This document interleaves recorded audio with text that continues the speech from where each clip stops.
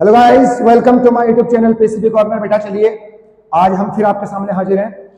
Living world के आपके 2 lecture हो गए हैं। हम पढ़ रहे हैं कैरेक्टरिस्टिक्स ऑफ लिविंग। अब देखो दुनिया में लिविंग किसे कहा जाता है, जीव क्या है। एक्चुअली में सवाल ये उठता है, सर जीव किसे कहते हैं, जीव के ऐसे कौन से फीचर हैं, लिविंग के ऐसे कौन से फीचर होंगे कि हम उसको भाई लिविंग बोलेंगे, नॉन लिविंग नहीं बोलेंगे। ठीक है, तो पहला था सर लिविंग जो है ना उसमें विकास हो सकता है, ग्रोथ हो सकती है। दूसरा भाई वो रिप्रोड्यूस कर सकता है, रिप्रोडक्शन कर सकता है, प्रजनन कर सकता है नहीं है, रिप्रोडक्शन कर सकता है, अपनी पीढ़ी को आगे बढ़ा सकता है, नंबर बढ़ा सकता है, उसको रिप्रोडक्शन बोलते हैं। भाई अगला था मेटाबॉलिज्म। दुनिया के अंदर, शरीर के अंदर जितनी भी रिएक्शन हो रही है, लिविंग बॉडी के अंदर जितनी भी रिएक्शन हो रही है, चाहे वो किसी चीज का फॉर्मेशन हो, चाहे वो किसी चीज का ब्रेकडाउन हो, तो हम कहेंगे ये मेटाबॉलिज्म है। बेटा कॉन्शियसनेस, जागरूकता, किसी एक्सटर्नल इन्वायरमेंट के अगेंस्ट या कोई एक्सटर्नल इंफॉर्मेशन के अगेंस्ट हमारी बॉडी, लिविंग बॉडी क्या कर रही है, रिस्पॉन्स दे रही है, अवेयरनेस है, अवेयरनेस, तो दिस इज कॉल्ड कॉन्शियसनेस। तो बेटा ग्रोथ हमने पढ़ दिया है। ग्रोथ एक कैरेक्टरिस्टिक फीचर है, लिविंग फीचर नहीं है। क्यों बेटा? क्योंकि जो ग्रोथ होता है, नॉन लिविंग केवल एक्सटर्नली ग्रोथ करते हैं, इंटरनली ग्रोथ नहीं करते हैं, है नहीं है। लेकिन जहां लिविंग की बात करेंगे उसमें ग्रोथ इंट्रिंसिक है। क्यों सर? उसमें जो प्रोटोप्लाज्मिक और एपोप्लाज्मिक ग्रोथ दोनों होता है। एपोप्लाज्मिक का मतलब आउटसाइड फ्रॉम प्रोटोप्लाज्म, है नहीं है। प्रोटोप्लाज्मिक का मतलब इनसाइड, है नहीं है बेटा। तो इसलिए हमने इंट्रिंसिक ग्रोथ को डिफाइनिंग फीचर कहा था। लेकिन एक्सट्रिंसिक ग्रोथ जो है वो डिफाइनिंग फीचर नहीं है, क्योंकि जो माउंटेन्स है, सैंड ड्यून्स है, वो एक्सटर्नली ग्रोथ करते हैं, इंटरनली नहीं करते हैं। तो एक हिसाब से ग्रोथ डिफाइनिंग प्रॉपर्टी नहीं है। हालांकि लिविंग ऑर्गेनिज्म ग्रोथ करते हैं, तो ये एक कैरेक्टरिस्टिक फीचर है। नॉन लिविंग भी करते हैं लेकिन not internally, that is why this is defining, not defining feature. आज हम पढ़ेंगे रिप्रोडक्शन। कल हम बता चुके थे रिप्रोडक्शन में कैरेक्टरिस्टिक फीचर है, डिफाइनिंग फीचर नहीं है। क्योंकि कुछ वर्कर बीज होते हैं, इनफर्टाइल कपल हो गए और आपके म्यूल्स हो गए, दे डू नॉट रिप्रोड्यूस। ठीक है बेटा। तो रिप्रोडक्शन का मतलब हो गया प्रोडक्शन ऑफ और formation of new individual from their parents. नए इंडिविजुअल, नए ऑफस्प्रिंग का फॉर्मेशन अगर उनके पेरेंट्स से हो रहा है तो इसको हम बोलेंगे क्या बेटा? रिप्रोडक्शन। बेटा री का मतलब होता है दोबारा, प्रोडक्शन का मतलब होता है प्रोड्यूस करना। कोई नई पीढ़ी को प्रोड्यूस की जा रही है, कोई नया इंडिविजुअल का फॉर्मेशन हो रहा है, तो हम इसको कहेंगे रिप्रोडक्शन। क्या है बेटा? रिप्रोडक्शन है। अब लिखा हुआ है देखो, अगर किसी एक इंसान को सर्वाइव करना है तो रिप्रोडक्शन की जरूरत नहीं है। अगर किसी इंसान को सर्वाइव करना है, reproduction is not essential for the survival of the individual. किसी एक इंडिविजुअल के सर्वाइवल के लिए रिप्रोडक्शन जरूरी नहीं है। लेकिन अगर मुझे पॉपुलेशन बढ़ाना है, पॉपुलेशन को प्रोपोगेट करना है, पॉपुलेशन को फैलाना है, तो पॉपुलेशन के लिए नंबर बढ़ाना जरूरी है। पॉपुलेशन के लिए, इस जनसंख्या के लिए रिप्रोड्यूस करना बहुत जरूरी है। इसका मतलब है पॉपुलेशन बढ़ाने के लिए, पॉपुलेशन को प्रोपोगेट करने के लिए आपको प्रजनन करना पड़ेगा। Reproduction is essential for the propagation of, very very important, for the propagation of population. Okay, फिर हम क्या कह सकते हैं? रिप्रोडक्शन क्या है? एक डिफाइनिंग फीचर नहीं है। रिप्रोडक्शन एक डिफाइनिंग फीचर नहीं है, क्योंकि किसी भी सर्वाइवल के लिए, किसी इंडिविजुअल के सर्वाइवल के लिए रिप्रोडक्शन जरूरी नहीं है। और भी फीचर होते हैं रिस्पॉन्सिबल। ठीक है बेटा। अब नोट पॉइंट लिखा है, इनफर्टाइल कपल, म्यूल्स जिनको हम खच्चर बोलते हैं, वर्कर बीज हो गया, आपके मधुमक्खी वर्कर होते हैं, वर्कर बीज होते हैं, वहां रानी होती है, रानी के पीछे भागेंगे worker bees, they only do the work, no. ठीक है ना। और क्या होता है? They do not have capability to reproduce. बेटा वो रिप्रोड्यूस नहीं करते हैं, दे आर स्टिल लिविंग। अब इनफर्टाइल कपल है, infertile couple do not able to produce the offspring. ठीक है ना। लिविंग तो है, म्यूल भी लिविंग है, काम करते हैं यार बहुत तगड़े से, बहुत शक्ति होती है उनमें। वर्कर बीज वो भी काम करते हैं, लिविंग है, उनके अंदर जान है, but still they are not a defining property. क्यों? क्योंकि वो रिप्रोड्यूस नहीं कर सकते। हालांकि नॉन लिविंग रिप्रोड्यूस नहीं करते हैं, non living do not reproduce. जितने भी आपके नॉन लिविंग है वो रिप्रोड्यूस नहीं करते हैं। लेकिन अगर सारे लिविंग रिप्रोड्यूस कर रहे होते तो बेटा रिप्रोडक्शन भी एक डिफाइनिंग फीचर होता। लेकिन कुछ कुछ ऑर्गेनिज्म ऐसे होते हैं, जैसे मान लो इनफर्टाइल मेल या इनफर्टाइल कपल, म्यूल्स, वर्कर बीज etcetera, they do not have capability to reproduce, that is why reproduction is not a defining feature। तो ये कैरेक्टरिस्टिक फीचर है, रिप्रोडक्शन एक कैरेक्टरिस्टिक फीचर है। ठीक है बेटा, ये इंफॉर्मेशन थी बेटा रिप्रोडक्शन के बारे में। तो हम बात करते हैं reproduction is of two types. Reproduction is of two types. ठीक है बेटा, कौन कौन सा सर? एक है एसेक्सुअल रिप्रोडक्शन, एक है सेक्सुअल रिप्रोडक्शन। कौन सा बेटा? एक है सेक्सुअल रिप्रोडक्शन, एक है एसेक्सुअल रिप्रोडक्शन। बेटा दो तरीके का होता है बेटा। Number one is sexual reproduction, sexual reproduction. Number second is asexual reproduction.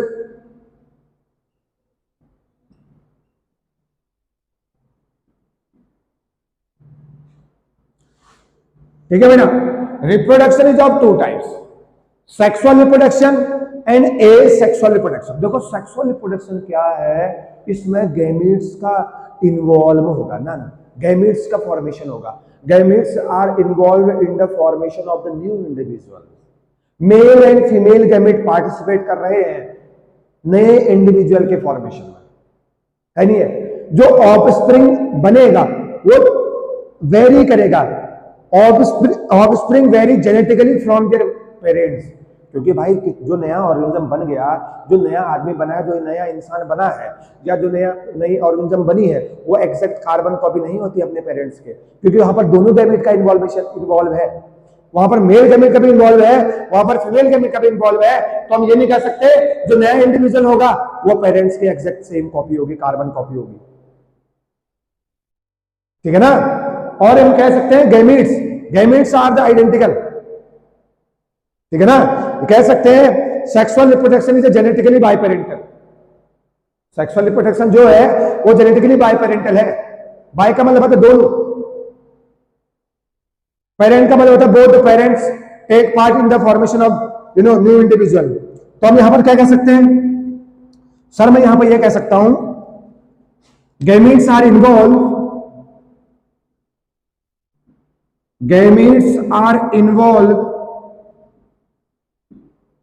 in the formation of new individual या न्यू ऑफस्प्रिंग। कोई नया ऑफस्प्रिंग बन रहा है, नया इंडिविजुअल बन रहा है, वहां पर गैमेट का क्या होता है? गैमेट का क्या होता है बेटा? इन्वॉल्व होता है। क्या होता है? इन्वॉल्व होता है। हम ये कह सकते हैं next point, new individual very from their parents. जो नया इंडिविजुअल होता है वो अपने पेरेंट्स से क्या करता है बेटा? वेरी करता है, जेनेटिकली वेरी करेगा। अब वेरी हम लिख सकते हैं जेनेटिकली। क्या? जेनेटिकली। एग्जैक्ट नहीं होगा, एग्जैक्ट कार्बन कॉपी नहीं होगी। क्योंकि भाई देखो, अगर मान लो आपके पिता, आपका फॉर्मेशन जो है आपके मदर फादर से हुआ है ना, आप एग्जैक्ट अपने पिताजी की तरह दिखते हो, ना एग्जैक्ट आप अपनी मम्मी की तरह दिखते हो, दोनों की तरह दिखते हैं आप। कुछ फीचर आपके मम्मी के आएंगे आपके अंदर, कुछ फीचर आपके फादर साहब के आएंगे। ठीक है? नहीं हो गया? नहीं, वेरी कर रहा है, जेनेटिकली वेरी कर रहा है, क्योंकि दोनों गैमेट इन्वॉल्व है, मेल गैमेट भी इन्वॉल्व है, फीमेल गैमेट भी इन्वॉल्व है। ठीक? तो हम ये क्या कह सकते हैं? हम कहेंगे new individual varies from their parents. वो भी कैसे? जेनेटिकली। कैसे बेटा? जेनेटिकली वेरी करता है। हम क्या कह सकते हैं?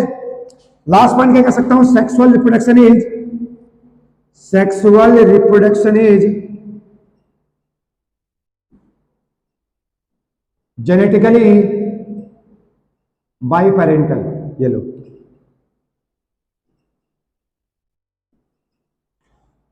जेनेटिकली कैसा होगा? बाइपेरेंटल होगा, शुरू से ही बाइपेरेंटल है। Both the formation of the gamete, both involve in the formation of new individual, both the gamete will take part in the formation of new individual. हम कह सकते हैं इसको, that is this genetically बाइपेरेंटल।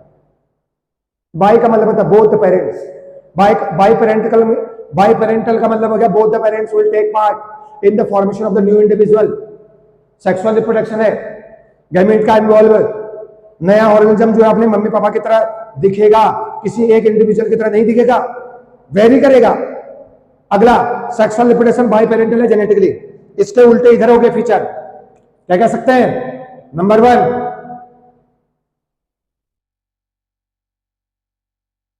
Gametes are not involve, gametes are not involve, एक ही gamete से काम चल जाएगा। Individual are exact carbon copy to their parents. Next,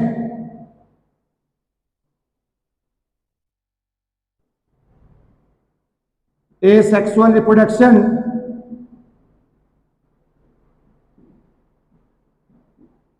is not genetically या is genetically uniparental। देखिए 3 पॉइंट लिखे हैं, बहुत इंपॉर्टेंट है। पहला पॉइंट है गैमेट्स आर नॉट इन्वॉल्व, तो भैया ए गैमेट्स ओनली वन गैमेट, जो हम लिख सकते हैं only one gamete, only one gamete लिख सकते हैं यहां पे। केवल एक ही गैमेट क्या करेगा? नए इंडिविजुअल के फॉर्मेशन में टेक पार्ट कर रहा है, एक गैमेट से एक गैमेट से काम बन जाएगा। अगला, अब देखो अगर एक ही गैमेट पार्टिसिपेट कर रहा है, जो उसके इंडिविजुअल बनेगा उसी की तरह तो दिखेगा। अगर एक ही गैमेट फॉर्मेशन में नए इंडिविजुअल के फॉर्मेशन में पार्टिसिपेट कर रहा है, तो जो उसकी आने वाली पीढ़ी होगी, जो उसका आने वाला इंडिविजुअल होगा, जो उसका आने वाला ऑफस्प्रिंग होगा, बेटा क्या वो भी तो अपने ही पेरेंट्स के बना जैसे दिखेगा, जहां से फॉर्मेशन हुआ है। तो क्या बोलेंगे उसको? Exact carbon copy to their parents, simple. तो उसको बोलेंगे क्लोन, ठीक है ना। और अगले क्या बोलेंगे? This is genetically uniparental. Asexual reproduction is generally uniparental, एक ही पेरेंट्स एक ही गैमेट से बनता है सारे इंडिविजुअल, इसको बोलेंगे एसेक्सुअल रिप्रोडक्शन। बहुत प्रकार के होते हैं बेटा, मेनी टाइप्स। कौन कौन से आपने सुने होंगे बेटा? कौन कौन से होते हैं? Many types. कौन कौन से बेटा? सर बडिंग हो गया, क्या हो गया बेटा? बडिंग। एग्जाम्पल हो गया बेटा बडिंग, है ना बेटा? एग्जाम्पल होगा बेटा स्पोर फॉर्मेशन, स्पोर फॉर्मेशन बेटा। अगला बेटा रीजनरेशन, क्या होता है बेटा? रीजनरेशन बेटा। अगला क्या बेटा? रीजनरेशन के बाद फ्रेगमेंटेशन बेटा, क्या है बेटा? फ्रेगमेंटेशन, ठीक है बेटा। बाइनरी फिजन, ये लो एक और लिख लो, बाइनरी फिजन। ये इतने टाइप होते हैं। These are the types of asexual reproduction. Number 1 budding, yeast में। स्पोर फॉर्मेशन फंजाई वंजाई में। रीजनरेशन प्लेनेरिया में। फ्रेगमेंटेशन स्पाइरो वगैरह वगैरह वगैरह। बाइनरी फिजन अमीबा में बोल सकते हैं आप, ठीक है ना। तो these are the types of asexual reproduction, जहां पर केवल एक ही पेरेंट से काम चल जाएगा, और जो भी नया ऑर्गेनिज्म फॉर्मेशन होगा, जो भी नए ऑर्गेनिज्म का फॉर्मेशन होगा, वो एक्सेक्ट अपने पेरेंट्स की तरह दिखेगा। तो हम इसको बोल सकते हैं एसेक्सुअल रिप्रोडक्शन। बेटा समझ में आया? ये बेटा हल्के फुल्का इंट्रोडक्शन है, हालांकि आप इसको हम बाद में पढ़ेंगे, डिटेल में पढ़ेंगे, sexual reproduction in flowering plant, ठीक है ना। तो सेक्सुअल रिप्रोडक्शन और एसेक्सुअल रिप्रोडक्शन बेटा समझ में आ गया? वेरी गुड, आगे चलते हैं। तो बेटा यहां पर हमने बोल दिया कि रिप्रोडक्शन क्या है, कौन सा फीचर है? नॉन डिफाइनिंग फीचर है, लेकिन ये कैरेक्टरिस्टिक फीचर है, ठीक। नॉन डिफाइनिंग क्यों बोला? क्योंकि कुछ लिविंग ऑर्गेनिज्म ऐसे होते हैं जो रिप्रोड्यूस नहीं करते हैं। तो बेटा दो चीजें होगी। अगला क्या है बेटा? मेटाबॉलिज्म। बेटा क्या है? मेटाबॉलिज्म।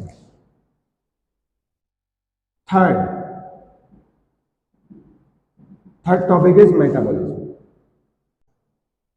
चले बेटा हम बात करते हैं मेटाबॉलिज्म की, ठीक है ना। देखो कल भी हम समझाए थे मेटाबॉलिज्म क्या होता है। दुनिया मतलब बोले तो लिविंग ऑर्गेनिज्म के अंदर जितनी भी रिएक्शन हो रही है बेटा वो मेटाबॉलिज्म है, चाहे वो किसी चीज का फॉर्मेशन हो रहा हो, चाहे वो किसी चीज का ब्रेकडाउन हो। अब आप देखो पहला पॉइंट लिखा है sum of all types of chemical reaction occurring within the body, sum of all types of chemical reaction occurring within the body in a coordinate manner to support life. तो ये क्या कहलाएगा? ये तो आपको पता है metabolism में। दूसरा पॉइंट, ये मल्टीसेलुलर के अंदर भी देखने को मिलता है तो ऑर्गेनिज्म, और यूनिसेलुलर के अंदर भी देखने को मिलता है। सिंपल सा फंडा है, मेटाबॉलिज्म यूनिसेलुलर के अंदर भी देखने को मिलेगा और मल्टीसेलुलर के अंदर भी देखने को मिलेगा। और non living organism do not perform metabolism. जितने भी दुनिया के अंदर नॉन लिविंग ऑब्जेक्ट है, they do not perform any metabolism. That is why metabolism is a defining property. Metabolism क्या है? एक डिफाइनिंग प्रॉपर्टी है। बस सिंपल सा फंडा है। क्यों? क्योंकि नॉन लिविंग नहीं करते हैं। दुनिया के जितने भी लिविंग ऑर्गेनिज्म है, चाहे वो यूनिसेलुलर हो चाहे मल्टीसेलुलर हो, सबके सब मेटाबॉलिज्म परफॉर्म करते हैं, तो ये डिफाइनिंग फीचर हो गया। अब लिखा है sir it comprises both anabolism and catabolism, मतलब इसमें फॉर्मेशन भी होता है और किसी चीज का ब्रेक डाउन भी होता है। अब जो नोट में एक पॉइंट लिखा हुआ है बहुत इंपॉर्टेंट है, chemical reaction performed in a test tube neither living और नॉन लिविंग। अगर मान लो कोई रिएक्शन टेस्ट ट्यूब के अंदर परफॉर्म हो रही है, लिविंग रिएक्शन है, केमिकल रिएक्शन, कोई केमिकल रिएक्शन टेस्ट ट्यूब के अंदर हो रही है, तो बेटा वो ना ही लिविंग है और ना ही नॉन लिविंग है। ठीक है। अगर मान लो कोई metabolic reaction test outside the body हो रही है, बेटा वो नॉन लिविंग है। वो क्या है? वो नॉन लिविंग है, लिविंग नहीं है, मतलब ठीक है ना। वो क्या है? लिविंग नहीं है। समझ में आ गया? तो बेटा देखो, अगर कोई चीज, कोई केमिकल रिएक्शन टेस्ट ट्यूब में हो रहा है, कहीं बाहर हो रही है, लैब में हो रही है, तो उसको बोलते हैं बेटा इन विट्रो। क्या बोलते हैं? इन विट्रो बोला जाता है। क्या बोला जाता है बेटा? बेटा इन विट्रो। इन विट्रो का मतलब हो गया inside the body, sorry outside the body. In Vivo का मतलब हो गया इनसाइड द बॉडी। क्या हो गया? Inside the body. In vivo inside the body, in vitro outside the body in any lab और टेस्ट ट्यूब। ठीक, तो बहुत इंपॉर्टेंट है, chemical reaction performed in a test tube neither living nor non living. बेटा कल भी पिछले lecture में भी डिस्कस किए थे, आज भी डिस्कस कर रहे हैं। बेटा कैटाबॉलिज्म दो प्रकार के, बेटा two types. Number one anabolism, number second catabolism. What is anabolism? Formation और synthesis of any compound. Catabolism is a breakdown, पिछले लेक्चर में बता चुके हैं डिटेल में। ठीक, एनाबॉलिज्म ग्लूकोज का फॉर्मेशन। किसका फॉर्मेशन? ग्लूकोज का फॉर्मेशन। तो कहां होगी? कौन सी प्रोसेस में होगी? Photosynthesis process. पिछले लेक्चर में बता चुके हैं बेटा, एक बार चले जाइए वहां। कैटाबॉलिज्म क्या होता है बेटा? ब्रेकडाउन। किसका? मान लो ग्लूकोज का ब्रेकडाउन हो रहा है, सिंपल सा फंडा है, ब्रेकडाउन ऑफ ग्लूकोज कहां होता है? रेस्पिरेशन प्रोसेस में होता है। ठीक है बेटा, तो ये आपका मेटाबॉलिज्म है। एक चीज और बच गया, कॉन्शियसनेस, इसको भी कर लेते हैं। ठीक, तो बेटा मेटाबॉलिज्म एक डिफाइनिंग फीचर है, क्योंकि ये सारे लिविंग के अंदर प्रेजेंट होता है, सारे लिविंग मेटाबॉलिज्म शो करते हैं, नॉन लिविंग शो नहीं करते हैं, इससे कैरेक्टरिस्टिक भी है और डिफाइनिंग भी है। चलिए लास्ट पढ़ते हैं, कॉन्शियसनेस। चले बेटा हम बात करते हैं कॉन्शियसनेस की। कॉन्शियसनेस जागरूकता जिसको बोलते हैं। बेटा देखो, कॉन्शियसनेस भी क्या है? एक डिफाइनिंग फीचर है।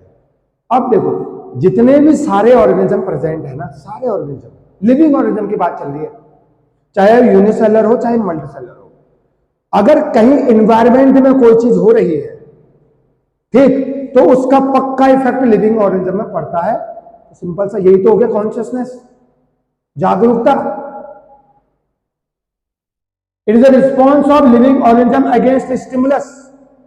कोई मुझे सिग्नल मिल रहा है, इंफॉर्मेशन मिल रही है, स्टिमुलस मिल रहा है, उसके अगेंस्ट क्या कर रहा हूं मैं? रिस्पॉन्स दे रहा हूं। कोई लिविंग ऑर्गेनिज्म उसके अगेंस्ट रिस्पॉन्स दे रहा है।